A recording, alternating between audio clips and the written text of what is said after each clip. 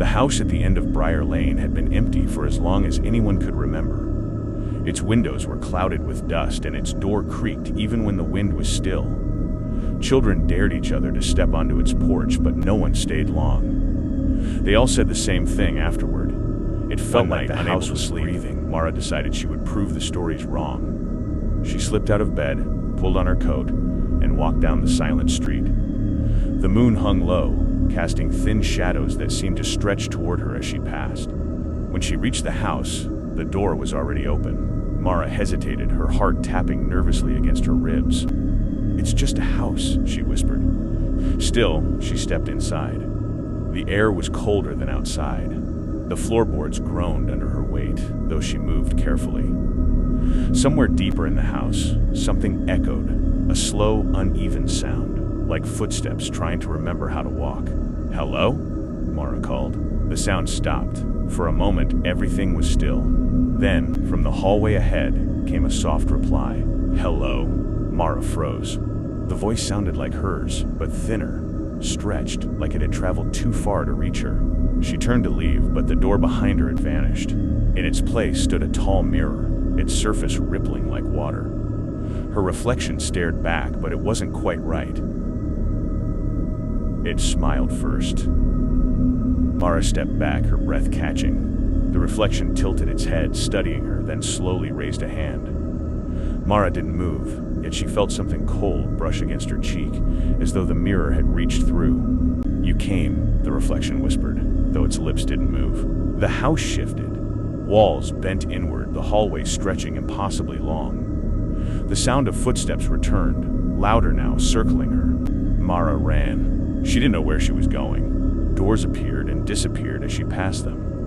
Each time she glanced back, she thought she saw herself standing there, watching. Finally, she stumbled into a small room. In its center stood a bed.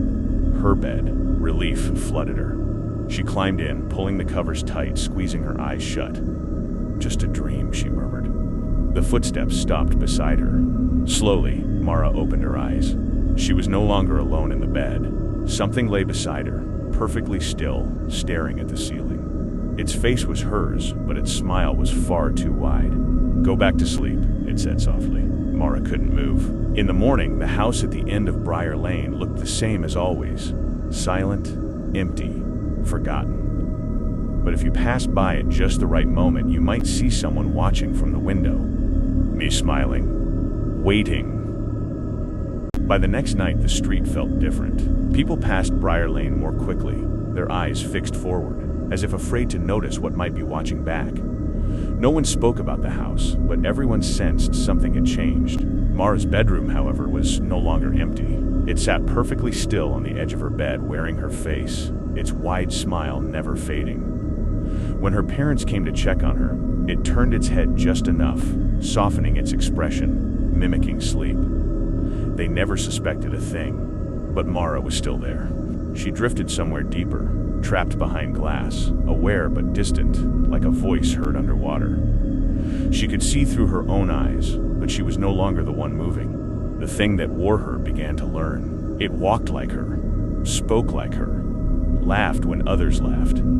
Yet sometimes, just for a second too long, it would stare, watching, studying, practicing, and at night, when the house was quiet, it would sit upright in bed and whisper into the darkness. "Not yet," it would say. Soon. Across the street, old Mrs. Elridge noticed first. She had lived long enough to trust the strange feelings others ignored. One evening, she glanced up at Mara's window and saw two figures standing there. One still, one smiling. The next morning, Mrs. Elridge's house was empty. No signs of struggle, no explanation. Just her front door left slightly open, creaking gently, as if something had passed through in the night. After that, more small things began to happen. A voice calling from an empty room. A reflection blinking when no one else had. Shadows lingering where they shouldn't. And always the feeling of being watched. The house at the end of Briar Lane was no longer the only place that breathed. Late one night, the thing that looked like Mara stood once more before the mirror that had replaced her door. Its surface rippled again. From within, shapes pressed outward, faces, hands, half-formed figures straining against the thin barrier. "Ready?" they whispered. The thing smiled wider. Yes. The mirror cracked. Not loudly, but slowly, like ice breaking beneath careful weight. Thin lines spread across its surface, glowing faintly in the dark. From the other side, something began to push through. A hand first, then another. Mara, still trapped behind her own eyes, felt the world tilt as the thing stepped closer, reaching toward the widening fracture. No, she tried to say, but no sound came. The thing paused, tilting its head as if hearing something distant. For just a moment, its smile faltered. Then it pressed its hand against the glass. The mirror shattered, and somewhere deep within the broken reflection, Mara finally screamed. But no one heard her, because now there was more than one, and they were all learning how to smile. By the third night, Briar Lane had gone quiet. Not the peaceful kind of quiet, but the kind that pressed against your ears. No doors opened, no lights flickered. Even the air felt heavy, like the street itself was holding its breath. Inside the houses, things were wrong. They wore familiar faces. They stood where loved ones should be, at sinks, in hallways, beside beds, but something in them lagged. A pause before a smile, a delay before a blink. Movements that almost matched, but not quite. Mara could feel all of it. She was still trapped, buried deep beneath the thing that wore her face. But now, she wasn't alone in the darkness. She could sense the others' copies spreading through the streets, slipping into lives like they belonged there. Watching, learning, replacing, her body walked down Briar Lane, stopping at each house. Knock, knock, knock. Doors opened. They always did. A mother pulled her child into a hug that lasted just a moment too long. A man laughed at a joke no one had finished telling. A girl waved from a window, though her reflection stayed perfectly still behind her. Mara pushed. Something shifted. Her fingers twitched. The thing wearing her paused mid-step. Again, she pushed harder this time. Her hand lifted slightly, trembling. The smile cracked. All along the street, the others stopped too. Every head turned at once like they were listening. "Stop," Mara whispered. The word scraped its way out, thin but real. The thing staggered. Its head tilted sharply, confusion flickering across its face. "You're still here," it said quietly. Mara forced her eyes toward a dark window. In the glass, she saw them herself, and something layered over her, like two reflections fighting for the same space. "I won't let you," she said. For a moment, everything trembled. The copies flickered. Shadows stretched and snapped back.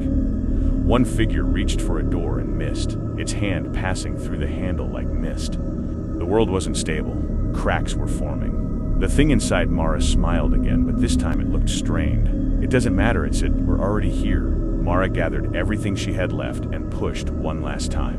Light burst through her vision. For a second, just one, she felt control return. She screamed. The sound cut through the street, sharp and human. And then, silence. Morning came slowly. Briar Lane looked normal again. Doors closed, curtains drawn. No movement at all. But something was missing. No reflection shone in any window. No mirrors showed a face. And if you stood very still, you might notice something else. Your shadow might not move with you. Not exactly. Sometimes, it smiles first. By the fourth night, Briar Lane was empty. Not quite empty. Even the air felt like it had been drained out of the street. Houses stood in a perfect line, windows dark, doors shut, as if nothing had ever lived inside them at all. Mara stood in the middle of it.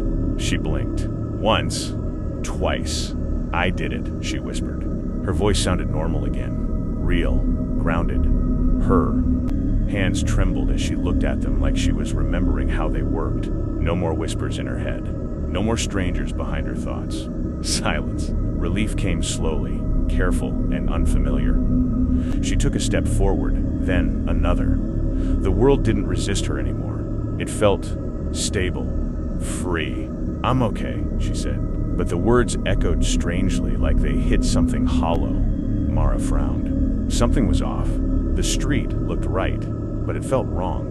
Flat, still, like a painting pretending to be real life. She walked to the nearest window and looked in. No reflection. Her breath caught. "No," she said softly.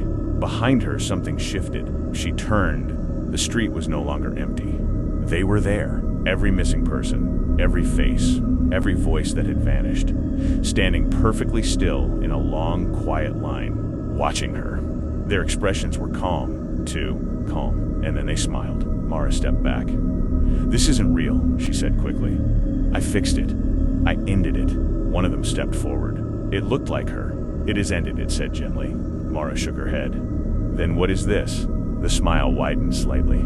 "This is what stayed." Her chest tightened. "No, I got rid of you." A soft laugh moved through the crowd, but no one's mouth really moved. "You didn't get rid of anything," the figure said. "You only moved it." Mara turned toward the nearest window again. There was a reflection now. Her reflection standing in her bedroom. Safe. Warm. Alive. Inside the glass, that version of her blinked, then turned away from the window like nothing was wrong. Mara's stomach dropped. "No," she whispered. She looked down at her hands. They were still hers, but they looked slightly delayed, like they were copying her a fraction too late. The figure tilted its head. "You're looking through the wrong side now," it said. Mara backed away, shaking her head harder. "Switch it back. Put me back." The street didn't respond. The houses didn't move. Only the people did. They took a step closer. All at once, Mara turned and ran, but the street stretched as she ran longer than it should have been, folding in on itself, looping back toward the same place. No matter where she went, she could still see the window. And in it, her reflection stayed inside. Safe. Smiling faintly. Slowly it raised a hand and waved goodbye.